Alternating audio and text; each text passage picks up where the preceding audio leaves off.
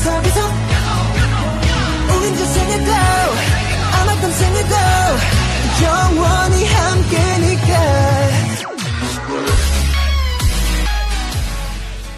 One of the biggest mysteries in the technology world is the identity of Satoshi Nakamoto, the computer programmer who invented the digital currency Bitcoin. That's because Satoshi Nakamoto is a pseudonym. It may be the name of one person or the name of a group.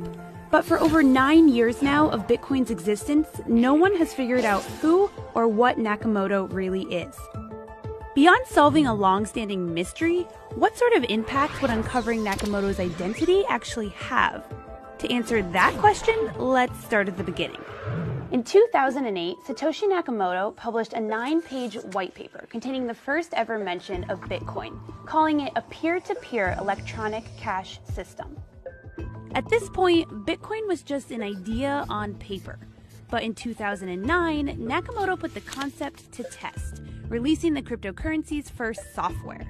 Nakamoto was active those first few years, writing in forums, sending emails, and working with other developers and coders to improve the program. That all changed in 2011, when Nakamoto essentially vanished. No more forum entries, no more emails. And in all that time, nobody, not even close collaborators, ever met the founder in person. But here's the thing, whoever it is, they didn't walk away empty-handed. Nakamoto is estimated to have 1 million bitcoins, which, as of today, is worth over $5 billion. So why did Nakamoto just disappear?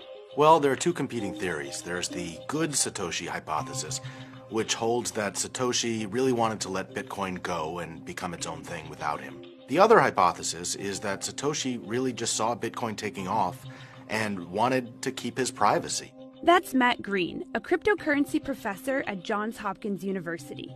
He says the latter hypothesis is more likely.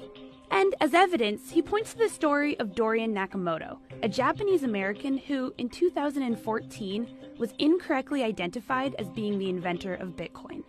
Just a couple of years ago, Newsweek identified a man named Dorian Satoshi Nakamoto, who isn't Satoshi Nakamoto, but they thought he was.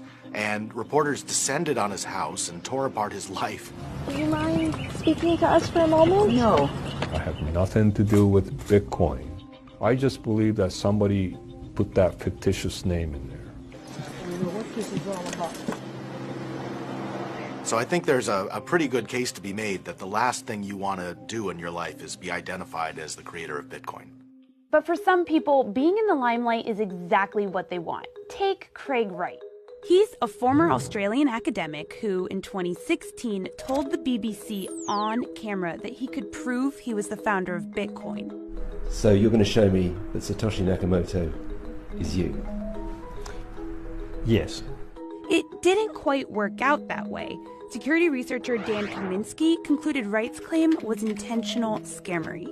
For someone like Craig Stephen Wright, it may have been, beneficial in his mind to claim that, authority. You're able to speak at conferences, garner a lot of support.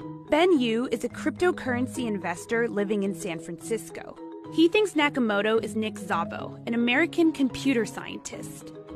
There is strong evidence pointing to certain people who may be Satoshi Nakamoto, but ultimately nothing definitively conclusive. So why do people keep searching? It comes down to money and politics. Bitcoin has a finite supply. There are only 21 million that can ever be mined. Nakamoto is assumed to have 1 million of them, which amounts to about 5% of the entire cryptocurrency. So let's put that in perspective. Take gold. The US government holds the most gold reserves of anyone in the world at about 8,000 tons.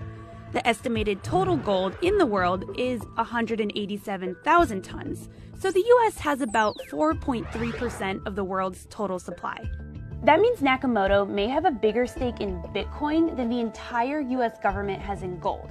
And if Nakamoto were to unload those Bitcoins quickly, the value of the crypto could tank.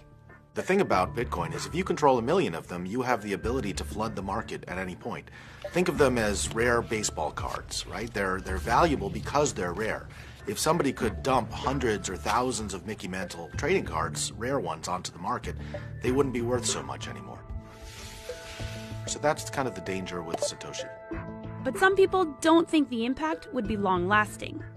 Ultimately, like every form of currency or money, Bitcoin's value is predicated on its trust, and Bitcoin has already been deemed extremely trustworthy by a lot of people. There's about $3 billion of value being traded in trading volume every day, and the market cap is already over 70 billion. So even if Satoshi did crash the price with a few $1 billion of Bitcoin being sold, ultimately it would rebound back, I believe, as the trust is already there from many other parties. Then there's the influence Nakamoto could have on politics. So Bitcoin has been having a number of very complicated political kind of arguments between different factions. And a lot of these different factions have invoked Satoshi Nakamoto as kind of their guiding figure. They say Satoshi would have wanted this, or Satoshi would have wanted that. That's easy to do because Satoshi's not there, and so we don't actually know what Satoshi would have wanted. I think the community may actually benefit if Satoshi did choose to come back and become a spiritual leader who could provide guidance and reconcile the community towards consensus. For now, though, it doesn't seem like Satoshi Nakamoto is interested in coming forward. Anonymity provides protection, privacy, and peace. 3 things that likely appeal to the owner of 1 million Bitcoins. But is that really such a bad thing? With the havoc it could wreak on the price of Bitcoin and internal politics, it may be better off that Nakamoto, whoever that is, remain anonymous and inactive indefinitely. But that won't stop people from wondering.